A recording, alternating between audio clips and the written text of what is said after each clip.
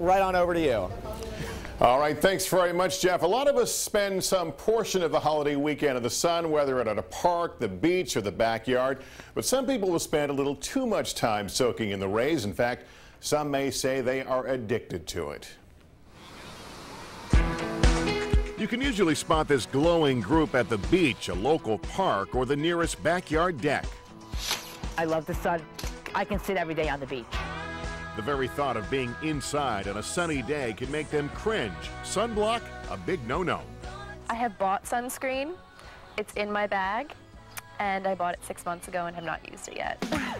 They live in constant fear of fading. 3 days a week minimum, or sometimes 5 days a week if I really need to get color for something.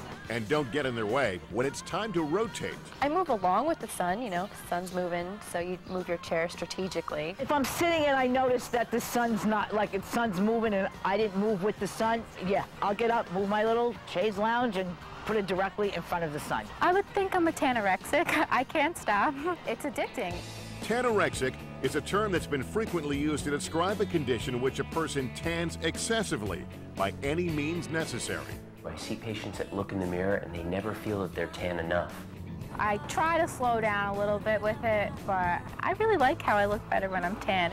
I'll use self-tanner if I don't have money or I don't have time. I always use bronzer on my face. I think for women, it makes them feel more confident, makes them feel skinnier.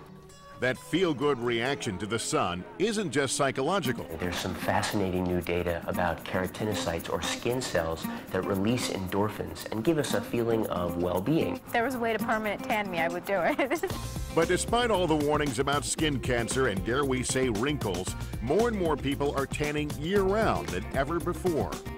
Tanning's definitely on the rise, both beachgoers and indoor tanning. And at a younger age as well. 1/4 of all adolescents between the ages of 13 and 19 years of age have tried indoor tanning at one point.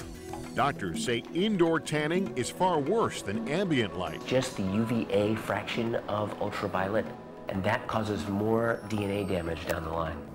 The long-term effects of the sun are now showing up in younger people. More and more doctors are reporting cases of melanoma in women in their 20s. But these stark warnings are not enough to deter those who want to seek out the ultimate tan. The warning should stop me because I know that I'm smarter than to be going to the tanning salon, but unfortunately, I would say at my age in the early 20s, I'm not exactly thinking long-term.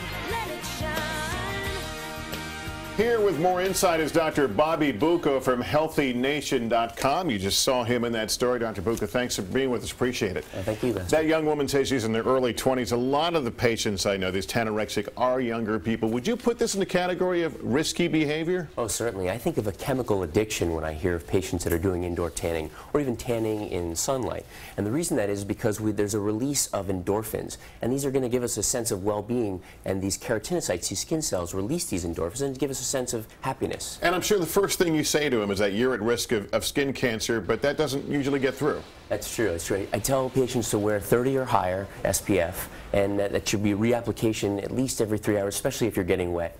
Is it a misconception that a tanning bed or a tanning parlor is better than the sun? Obviously, we just refuted that in that story. Yeah, huge misconception. Now, ultraviolet rays from a tanning bed contain a lot of UVA, and this is a driving fraction of light in promotion of skin cancer. Plus, you don't have the protection of the ambient atmosphere, and you don't have the protection of normal clothes that you'd be wearing on a day outside. We know these spray-on tans are becoming very trendy, where you go in the shower and they paint you, I guess, up and down. Those are healthy. Is it a good option, and is it turning some of these tanorexics around? It's a great option. It's a very safe way to tan. Spray-on tans or even topical tans that you can rub on your skin will interact with amino acids on your skin, give you that healthy glow without exposing you to the harmful effects of UV light. Right, and we've heard a lot in recent weeks about vitamin D. We know that comes from being in the sun.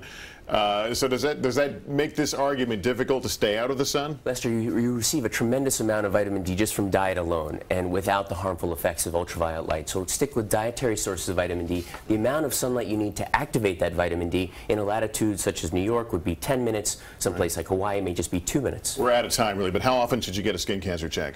Definitely once a year after the age of 40, between 20 and 40, every 3 years by a board-certified dermatologist. Dr. Buka, thanks for being here. We do Thank you. appreciate it. Still to come, ballparks and beer, but these aren't your grandfather's suds. Amy explores the new trend at sports stadiums across the country.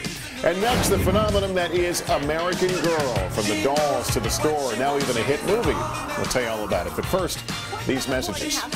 It's fresh, it's new, it's real. But you're holding your hand. There are